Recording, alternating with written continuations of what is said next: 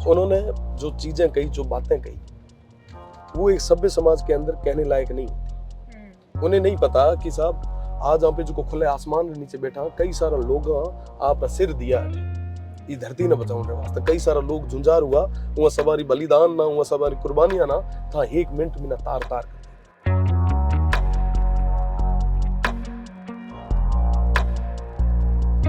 तार तार कर दी। वे महाराणा प्रताप री वे संघर्षमयी गाथा ना जका घास री रोटी खाई और आखिरी दम तक जो लड़ाई लड़ी आप सब लोगों ना आप एकदम बराबर कर दिया। सबसे छोटा रहूंगा, मुझे लगता है कि वे पार्लियामेंट में ना सब कम उम्र हो मैं जो हूँ जो स्ट्रगल कर रहे हो। मैं बाड़मेर जैसलमेर हुए क्षेत्र में आऊँ जे सब ज्यादा भाईचारा। अभी तो आप विधानसभा में पहुंचे हैं, लोकसभा क्यों लड़नी है फिर? नरेंद्र मोदी जी को कौन पसंद नहीं करता। बतौर प्रधानमंत्री वो बहुत बढ़िया तरीके से काम कर रहे हैं, पर धरातल की स्थितियां कुछ और हैं। आज जदवार में आ रहे हो तो कई सारे नेताओं को फोन आयो कि कम से कम आपकी बदौलत में नेताओं को मिल तो पाया, बाकी तुम्हारी मुलाकात भी संभव को नहीं है। आप क्या गिनाएंगे? सबसे बड़ी चीज की मानना जरूरत है पानी। पहली तो साहब पीण ना पानी चाहिए, जीवन ना अन्न चाहिए, पच्छे मुद्दा री बात। बेरोजगारी बहुत बड़ा मुद्दा है और मैं तो ये कहूंगा कि अभी साफ है। तो चीजें जैसी हम सोच रहे हैं वैसी है नहीं, स्थितियां बहुत गंभीर है। बस उनको सही करने के लिए किसी न किसी को आगे आना ही पड़ेगा। मैं वैसे पहलो मारो इंटरव्यू है जो मैं हिंदी में दे रही हूँ, बाकी अमूमन मैं हमारे पता है, हाँ।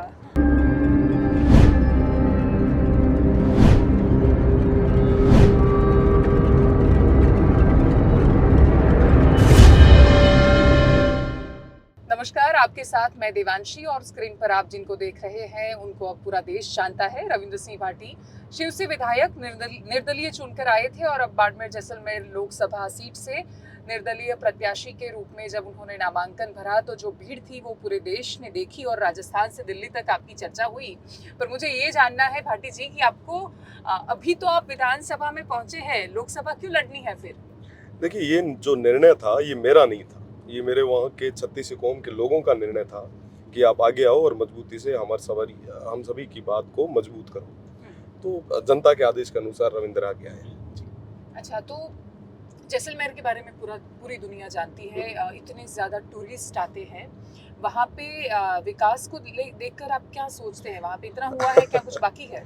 मैं आपको एक छोटा सा एग्जांपल देता हूँ कि जैसलमेर जो सिटी है उसके अंदर एक MRI मशीन तक नहीं है। वहाँ की अगर हेल्थ की अगर मैं बात करूँ, हाँ, और अगर मैं वहाँ पे एजुकेशन की बात करूँ, हायर एजुकेशन की, तो हमारे गवर्नमेंट कॉलेज जो है, एक ही गवर्नमेंट कॉलेज है, गवर्नमेंट कॉलेज भी नहीं है, तो उसके अंदर भी आधे से ज़्यादा पोस्ट खाली पड़ी है। जैसलमेर नाम अपने आप में बहुत बड़ा है, बाकी डेवलपमेंट साइड से हम सबसे बैकवर्ड में। आज भी बाड़मेर और जैसलमेर को पिछड़ा जिला कहते हैं, जो सबसे ज़्यादा रेवेन्यू जनरेट करके देता है। जैसलमेर जो अपने आप में एक वर्ल्ड के अंदर एक जो फेम रखता है, नाम रखता है, बट आज की डेट में डेवलपमेंट के मामले में हम सबसे पीछे हैं। जी, रास्ते कैसे हैं राजस्थान के? रास्ते खुले हैं जगह। मैं तो धन्यवाद देना चाहूँगा इंडियन आर्मी को, आर्मी की वजह से हमें हाईवेज वगैरह मिल गए। अदरवाइज हमें, मुझे नहीं लगता कि ये रोड्स वगैरह भी प्रॉपर मिल पाती। तो चीज़ें जैसी हम सोच रहे हैं वैसी है नहीं, स्थितियाँ बहुत गंभीर है। बस उनको सही करने के लिए किसी न किसी को आगे आना ही पड़ेगा। राजस्थान पिछड़ा क्यों रहा अगर हम कंपैरिजन में देखें? क्योंकि गुजरात का तो एकदम पड़ोसी राज्य है, हमें बहुत इंटरेस्ट रहता है राजस्थान की राजनीति में क्या हो रहा है उससे। हर 5 साल में आप सरकार बदल देते हैं और फिर एक्सपेक्ट करते हैं कि विकास बहुत अच्छा रहे, तो कैसे होगा? देखिए, राजस्थान के लोग बहुत भले हैं, भोले हैं। उनके पास अगर कोई आस लगा के, उम्मीद लगा के कोई आता है तो वो उनकी झोली भर के भेजते हैं। जैसे आपकी भरी, मेरी भरी और मेरे जैसे कई लोगों की भरी। हम लोग, अगर हमें आज नाम मिला है या कोई पहचान मिली है तो उन लोगों की बदौलत मिली है। हमारे पास कुछ भी नहीं था, उन लोगों ने हमें दिया है। आज मैं जिस जगह हूँ उन सब की वजह से हूँ। तो उन्होंने सबको झोली भर भर के दिया, पर स्थितियाँ ये हुई कि जिनको इन्होंने जयपुर में और दिल्ली में भेजा जिता के, वो वहाँ पे आंख मूंद के बैठ गए, जिसकी बदौलत हमारी स्थिति आज के समय में ये हो गई। आपके खिलाफ अब जब मैं देख रही थी कि कौन कौन आने वाला है प्रचार करने के लिए, तो देखा कि बाबा बागेश्वर अपनी ओर से सभा करने वाले हैं। हालांकि उसका उद्देश्य अलग है, पर फिर भी असर तो वोट पे ही होगा।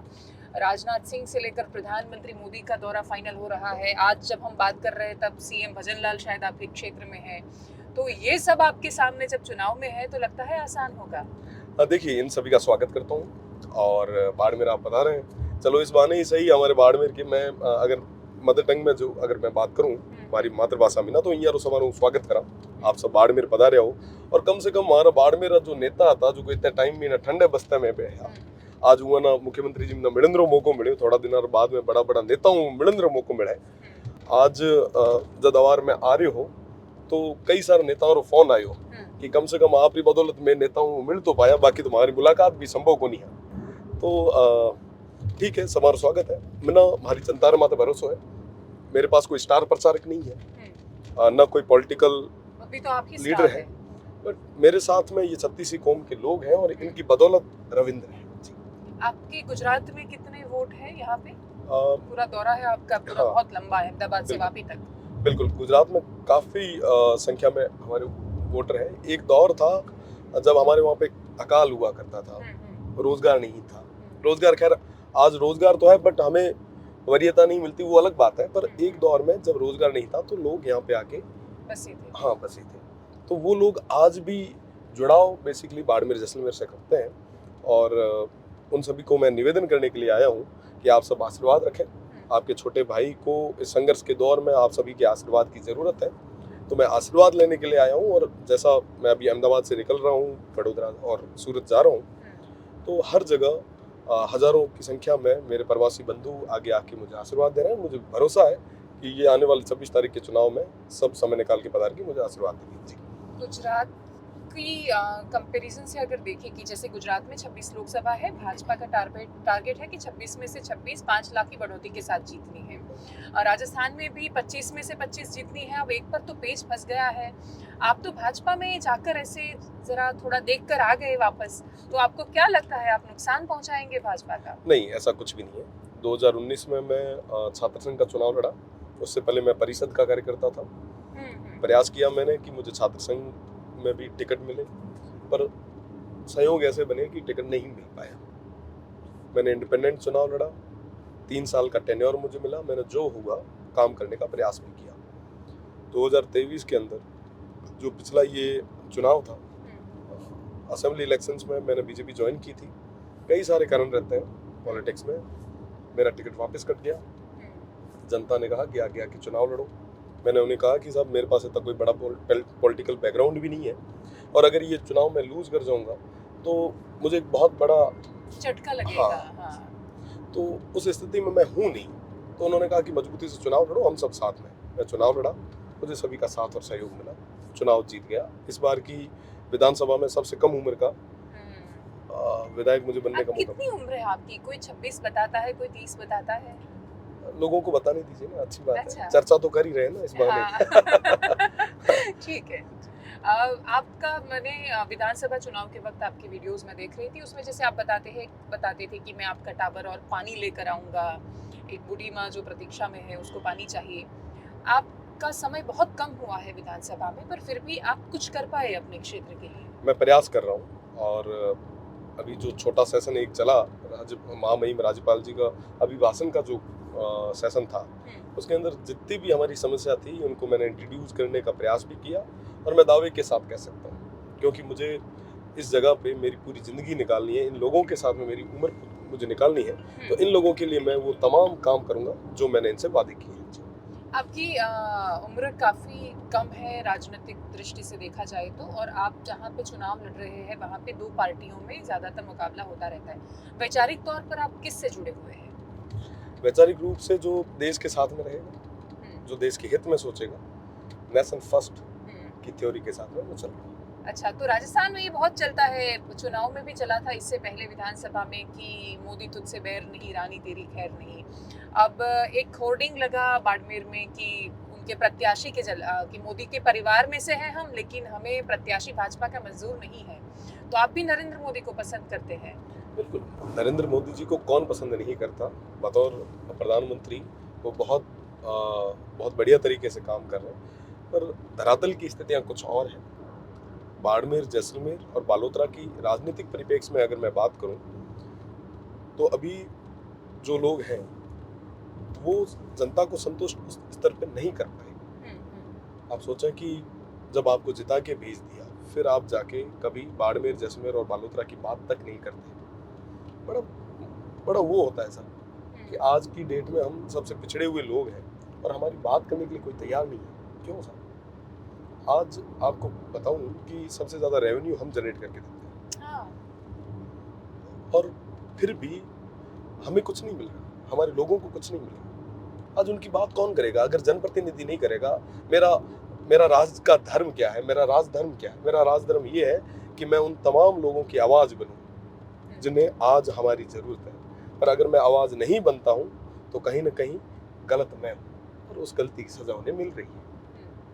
आपने यूनिवर्सिटी के बहुत सारे मुद्दे उठाए, छात्रों से आप जुड़े हुए हैं और इसलिए देश के युवाओं को आपसे बहुत उम्मीद है। जैसे आपका मैं ट्विटर देख रही थी तो मैंने देखा कि गुजरात के युवा इतने सारी मात्रा में आपकी पोस्ट को रिट्वीट करते हैं, लिखते हैं, आपकी वीडियोस डालते हैं। वो ना राजस्थान से है, ना उनको राजस्थान में वोट देना है, फिर भी वो आप में उम्मीद देखते हैं कि कोई युवा है कि जो मुद्दों को लेकर राजनीति में है। तो वो सारे मुद्दे हैं जो वर्तमान में जो भी शासक रहेगा उसके खिलाफ रहेंगे। तो राजस्थान में भाजपा की सरकार है, देश में भाजपा की सरकार है, तो बेरोजगारी वगैरह पे आप क्या सोचते हैं? बेरोजगारी बहुत बड़ा मुद्दा है और मैं तो ये कहूँगा कि अभिशाप है। और विशेषकर अगर मैं मेरे क्षेत्र की बात करूं तो वहाँ पे रोजगार देने की स्थिति में हम लोग हैं, पर सरकार की नाकामयाबी की वजह से, जनप्रतिनिधियों की उदासीनता की वजह से ये स्थितियां तैयार हो गई कि हमारे आज युवा सब चीजें होने के बाद में भी बेरोजगार बैठे। अभी वर्तमान में जब मेरी बात चल रही थी सरकार से, मैंने कहा कि साहब आप एक हरियाणा के तर्ज पे एक ऑर्डिनेंस पास करें जिसके अंदर कम से कम 70% स्थानीय को वरीयता आप दें। देखिए हमारे यहाँ पे कृषि नहीं है ना, एग्रीकल्चर में हम जीरो हैं, पानी नहीं है हमारे उस तरफ, बाकी भी कुछ नहीं, जमीन है। हाँ, जमीन के अंदर आप माइनिंग कर रहे हैं, विंड लग रहा है, सोलर लग रहा है, तो कम से कम इन चीज़ों के अंदर हमारे यहाँ के लोकल यूथ को अगर आप एम्प्लॉयमेंट देंगे तो इससे काफ़ी बड़ा एक चेंजेस आ सकता है। तो प्रयास कर रहे हैं, पर मैं विश्वास के साथ कह सकता हूँ आने वाले समय के अंदर मजबूती से इस चीज़ का भी हल निकाल के लाएंगे। आप राजस्थानी भाषा और उसकी अस्मिता को लेकर हमेशा उस पर फोकस करते हैं, बोलते भी ज़्यादातर उसी भाषा में है। राजस्थान में एक दूसरी चीज़ देखने को मिलती है कि जाति पर भी बहुत फोकस होता है कि अगर नेता की कास्ट मैच नहीं करती तो वो नहीं जीत पाते। जातिवाद से फायदा होता है या नुकसान? नुकसान होता है।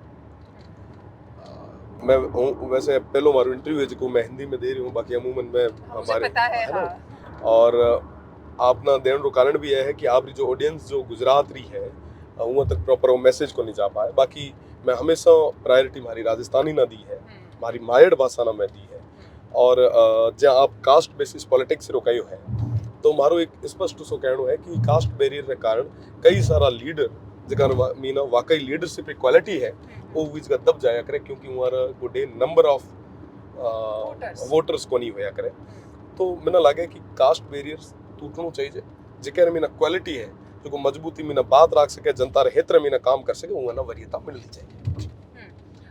आपका मैं ट्विटर देख रही थी तो मैंने वो भी देखा कि आप जैसे एक मस्जिद में भी गए थे वोट लेने के लिए और आपने बताया था उसमें कि हमारी एकता और जो भाईचारा है वो वहाँ पे देखने को मिला। राजस्थान, नाम सिर्फ राजस्थान, पूरे देश में ये मामला बहुत संवेदनशील हो जाता है कि अगर नेता कहीं पे जाकर वोट मांगता है तो उसके ऊपर एक थप्पा लगा देते हैं लोग, कह रहे नहीं ये तो यहाँ से है, इस धर्म में मानता है। तो आपने वो हिम्मत दिखाई जाने की, आपको लगता है वो वोट पे कुछ असर करेगा? देखो वो मामलो हमारे वोट में रिलेटेड को नहीं है, वो हमारा वैचारिक रूप में मीना मामलो। मैं बाड़मेर जैसलमेर हुए क्षेत्र में आऊँ जे सबों ज्यादा भाईचारा एज ए यूथ माना विरासत रे मीना वो भाईचारो मिलियो, वो विरासत ना आगे तक ले जानी है हमारो धर्म है। अगर आज उस सांप्रदायिक रूप रे मीना कोई तरीके रा दंगा हुए या कोई लड़ाई हुए तो सबों ज्यादा नुकसान होता है युवाओं ना उसे, और नुकसान दो ही तरफ उसे, एक तरफ को नहीं। तो मारो केतन के कर्तव्य है बने कि मैं उस जगह वो भाईचारे ना बनाए रखा, जो लोग जो नेशन के खिलाफ रहे वो रे खिलाफ नहीं, बट मैं वो कम्युनिटी रे खिलाफ नहीं, वो मारा आप रहे, वो 7 पीढ़ियां वहां बैठा रहे। और आने वाले टाइम रे मीना भी मैं सब एक हो रही हाँ, और ये जगह भाईचारो कायमत रहे ये वास्ते में काम कर रहा हूँ और मैं सब जगह जाऊँ और जीवन भर जाऊँ। देश में लोकसभा के मुद्दे बहुत अलग होते हैं, राष्ट्रीय मुद्दे होते हैं जिसपे ज्यादातर चुनाव लड़े जाते हैं, नेता आते हैं तो वो अपनी अपनी ओर से सब कुछ गिनाते हैं, जैसे कांग्रेस इलेक्टोरल बॉन्ड से लेकर बाकी सब स्कैम, सरकार कैसे नाकाम रही वगैरह गिनाएगी, तो भाजपा के पास राम मंदिर से लेकर 370 से लेकर बहुत कुछ है गिनाने को जो उन्होंने राष्ट्रीय स्तर पर किया। आप क्या गिनाएंगे? सबसे बड़ी चीज की मानना जरूरत है पानी री। पहली तो साहब पीण ना पानी चाहिए, जीवन ना अन्न चाहिए, पछे मुद्दा री बात है। आप देश दुनिया री बात वो टाइम कर सको जब आप घर मजबूत है। आज तुम्हारो घर ही कमजोर है, तो मैं देश दुनिया में ना मैं अगर बात करूं कि साहब रशिया रे में ना सही को नहीं हो रहे, यूक्रेन में सही को नहीं है, इजराइल सही को नहीं है, फिलिस्तीन सही को नहीं है, और तो अगलो आदमी पूछे कि साहब बाड़मेर जैसलमेर सही है, तो वाकई लागे कि मिलना लागे कि पेल मारो बाड़मेर जैसलमेर मीना जो भी सुविधा माना मिलनी चाहिए थी, अगर हेल्थ सेक्टर में, एजुकेशन में और जो बेसिक इंफ्रा में माना जो चीज़ें अवेलेबल होनी चाहिए थी वो हाल तक हुई को नहीं है। उमरी बात में मजबूती में रहा और बाड़मेर जैसलमेर बालोतरा जब मजबूत हो गयो उमरी बात में देश दुनिया की बात।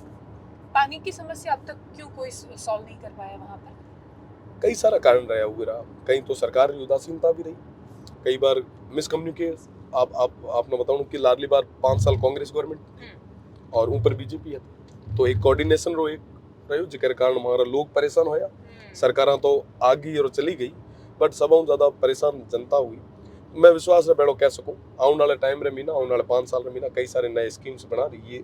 थार रे वास्ते विशेषकर थार रे वास्ते मैं नई स्कीम्स रो प्लान कर रहा हूं और बढ़िया तरीके में घर घर तक पानी पहुंचाऊं। बहुत बड़ा क्षेत्र होता है लोकसभा का, एरिया की दृष्टिकोण से भी, और आप जब संसद में पहुंचते हैं तो 550 लोग अलग अलग क्षेत्र से आए हुए होते हैं, तो इतने सारे लोगों के बीच रविंद्र सिंह भाटी अपने क्षेत्र की आवाज उठाकर उसको सॉल्व करने तक कैसे ले जाएंगे? मजबूती से ले जाएगा। सबसे बड़ी चीज की एशिया का सेकंड सबसे बड़ा एरिया मेरा है। हाँ, एंड सबसे छोटा रहूंगा। मुझे लगता है कि वो पार्लियामेंट में सबों कम उम्र में ही जो जो स्ट्रगल कर रहे हो, तो सबों लाड दुलार रहे बेड़ो बेड़ो और मारो काम की कर कराणु है मैंने बहुत अच्छे तरीके में आवे और आने वाले टाइम रे मेरे उग्र परिणाम भी मैं आपने लार दिखाऊं। कॉन्फिडेंस कहाँ से आया? वो नामांकन में जो लोग आए थे, बहुत बड़ी तादाद में लोग थे, तो आपकी टीम भी है, जैसे हम कोऑर्डिनेट कर रहे थे तब मैंने देखा, तो ये सब कब डेवलप किया? चुनाव के बाद या कैसे? मतलब आप कैसे पॉलिटिकल स्ट्रेटेजी कैसे करते हैं? मैं यूनिवर्सिटी में निकले हूँ। हाँ, यूनिवर्सिटी रे मीना सारा यूथ ही हुए जो चुनाव लड़ाओ है, तो वो तमाम भाइयों रो साथ और सहयोग मैंने मिले और आज तक मिलते आ रही है। मैं आज भी जोधपुर यूनिवर्सिटी रा तमाम जो साथी जिकानी बदौलत मैं अठे तक पहुंचे हूँ उन्हें भी धन्यवाद देना चाहूँ। और जो इंजीनियरिंग फील्ड रहा है, हमारे एमबीए में एक इंस्टीट्यूट है जिकर मीना इंडिया रो टॉप इंस्टीट्यूट मीना में एक है, वो कई सारे स्टूडेंट्स जो है जो आज भी हमारे बेड़ा काम कर रहे हैं। और सबों बड़ी चीज़ जो आप कह रहे हो कि ये मैनेजमेंट की करो है, ये तमाम जितने भी मेरी टीम के लोग हैं ना, ये निस्वार्थ भाव से बिना किसी फीस के, बिना किसी पेमेंट के मेरे लिए काम कर रहे हैं, है ना। ये फीस वालों है ना एम्प्लॉय साहब, वो सुबह 10 बजे ले रात 8 बजे तक काम करेला, 24/7 वही काम करे जो थाम बेड़ो दिल जुड़ाव है। तो ये लोगों रो हमारे दिल जुड़ाव है और हमारे वास्ते काम कर रहे हैं और हमारे माथे बहुत बड़ो ऐसा नहीं है। आपकी फैमिली में कौन है? क्योंकि पॉलिटिकल बैकग्राउंड तो नहीं है आपका पूरा। हमारे पिताजी है, पिताजी अध्यापक है और दादाजी हमारा एक्साइज में है, गवर्नमेंट सर्वेंट है। हाँ, तो पॉलिटिकल बैकग्राउंड तो नहीं है, बट सहयोग राजनीति में हाँ, और सब साथ मिले बड़े बढ़िया करते हैं। कैसे शुरू हुई थी आपकी छात्र राजनीति? कोई मुद्दा उठाया था आपने? मैं जोधपुर यूनिवर्सिटी में था 2013 से लेके 2019 तक, तो उस दौरान कई सारे छात्र संघ के अध्यक्ष बने। मेरे साथ के मेरे बड़े भाई खूब छात्र संघ के अध्यक्ष बने। जो 2019 की बात आई छात्र संघ चुनाव की, तो सभी ने मिलकर कहा कि चुनाव लड़ो। मैंने कहा पॉलिटिकल बैकग्राउंड नहीं है, न इतना धनबल है, क्योंकि जोधपुर यूनिवर्सिटी का चुनाव अपने आप में बहुत बड़ी चीज होती है, बहुत बड़ी चीज। वेस्टर्न राजस्थान की सबसे बड़ी यूनिवर्सिटी, जहाँ से अशोक गहलोत साहब निकले, गजेंद्र सिंह जी शेखावत साहब निकले, हरीश चौधरी जी निकले, बाबू सिंह जी निकले, कई सारे पॉलिटिकल नाम हैं जो राजस्थान की पॉलिटिक्स को डायरेक्ट इनडायरेक्ट जो हाँ, वो तमाम लोग जोधपुर यूनिवर्सिटी के अध्यक्ष रह चुके हैं। तो अपने आप में एक बहुत बड़ा वो है, जंग का मैदान है। तो मैंने कहा कि साहब मेरी कैपेसिटी नहीं है कि मैं चुनाव लड़ सकूं, तो सभी ने साथ दिया, सभी ने सहयोग किया, और जिसकी बदौलत मैं छात्र संघ का अध्यक्ष बना। एक जुनून था कि साहब कुछ न कुछ करें उन लोगों के लिए, उन युवाओं के लिए जिन्होंने मुझे इंडिपेंडेंट को आशीर्वाद दिया और यहाँ तक पहुँचाया। उनको रिटर्न देना जरूरी है, उनको ये लगना चाहिए कि वाकई हमारा चुनाव जो था वो सही था। उसके लिए काम किया। 3 साल काम करने के बाद में जब कार्यकाल कंप्लीट हुआ और राजनीति में तो आ ही गए थे, फिर लगातार जारी। राजनीति में आदर्श कौन है, पसंद कौन है नरेंद्र मोदी के अलावा, क्योंकि वो तो बता दिया आपने। राजनीति में सबसे ज्यादा जो हम सभी को पसंद है आदरणीय अटल बिहारी जी हैं, जो एक स्वच्छ राजनीति करते थे। दलीय राजनीति से ऊपर उठ के पक्ष और विपक्ष को साथ में लेके जो साधने का जो काम करते थे वो थी। आखिरी प्रश्न, हमारे गुजरात में एक मुद्दा बहुत चर्चा में है और वो परषोत्तम रूपाला केंद्रीय कैबिनेट मंत्री रहे हैं, उनको लेकर है। राजपूत समाज के ऊपर टिप्पणी की है उन्होंने। आप आए तो आज पत्रकारों ने भी आपसे सवाल पूछा था अहमदाबाद में, आप क्या सोचते हैं उस मुद्दे को लेकर? देखो तो मारो खुल्लो तौर माथा कहणु है कि कोई भी आदमी व्यक्तिगत रूप रे मीना हुए या सामाजिक तौर माथा हुए, क्या गुटे इतो अधिकार को नहीं है कि वो केना केरी भावना ना केरी आस्था ना ठेस पहुंचाए, चाहे वो मैं क्यों नहीं। उन्होंने जो चीजें कही, जो बातें कही, वो एक सभ्य समाज के अंदर कहने लायक नहीं होती। उन्हें नहीं पता कि साहब आज आप पे जो खुले आसमान के नीचे बैठा कई सारा लोग आप सिर दिया है ये धरती न बचाऊं रे वास्ते, कई सारा लोग जुंजार हुआ, वहाँ सवारी बलिदान ना, वहाँ सवारी कुर्बानियां ना था 1 मिनट में ना तार तार कर दी, था तार तार कर दी। वे महाराणा प्रताप री वे संघर्षमयी गाथा ना, जिका घास री रोटी खाई और आखिरी दम तक जो लड़ाई लड़ी, आप सब लोगों ना आप एकदम बराबर कर दिया। राजनीतिक जो आदमी है या जो पॉलिटिक्स में ना डायरेक्टली जुड़ेड़ो आदमी हुए उनके माता एडी शोभा कौन दे, पर ये चीज रो जवाब भी हुआ ना गुजरात रा लोग दे रहा है, और आने वाले टाइम रे में ना सब चीजें स्थितियां स्पष्ट की जाए। Thank you so much Ravindra ji हमसे जुड़ने के लिए, और शुभकामनाएं आपको बहुत सारी चुनाव के लिए। Thank you.